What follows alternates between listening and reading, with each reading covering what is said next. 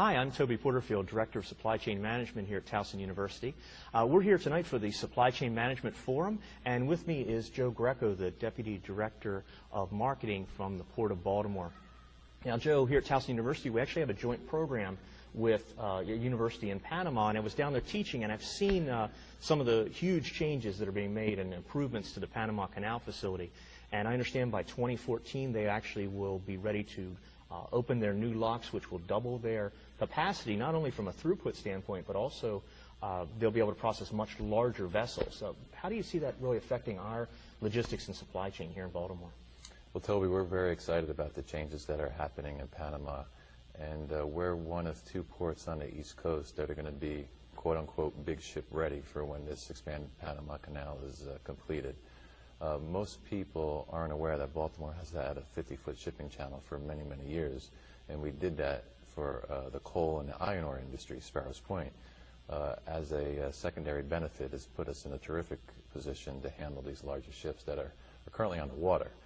We didn't have 50 feet of water at our berth, what we call alongside, but with our partners, Ports America Chesapeake, we just finished a significant infrastructure project where we created a new berth at our main container terminal, Seagirt Marine Terminal.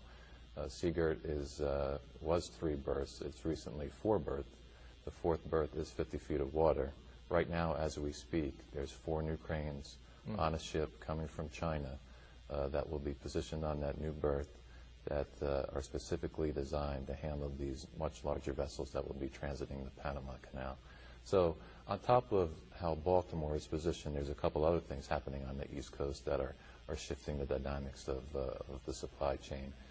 The Port of New York, New Jersey is the big kid on the block. They have the largest market share of the container business, but they have a problem with a bridge.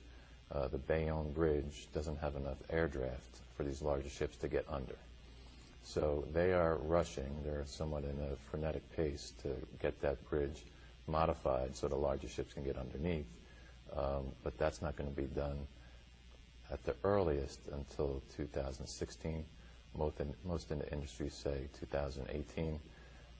Besides that, the South Atlantic, specifically Charleston, Savannah, have water depth issues. They're petitioning the federal government for federal dollars to help them dredge to get the necessary water for these larger ships to come in.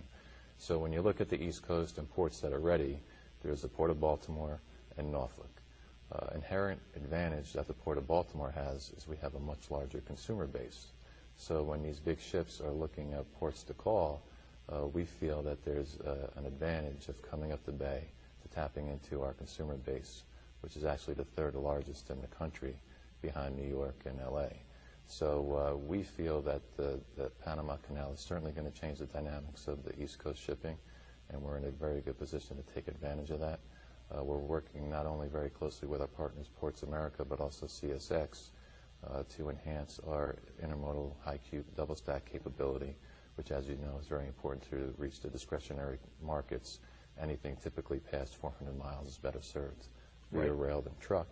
So there's a lot of exciting things happening in Baltimore. We feel we're very well positioned for the future, and we're not rushing time, but when these things do happen, we think we're going to take advantage of it. Great. It's exciting to see Baltimore on the forefront and really positioned to take advantage of some of the new opportunities that are coming up. Well, Joe, thank you very much for joining us this evening, and I'm looking forward to the Supply Chain Management Forum coming up, and we'll see you there. Okay. Thank you very much.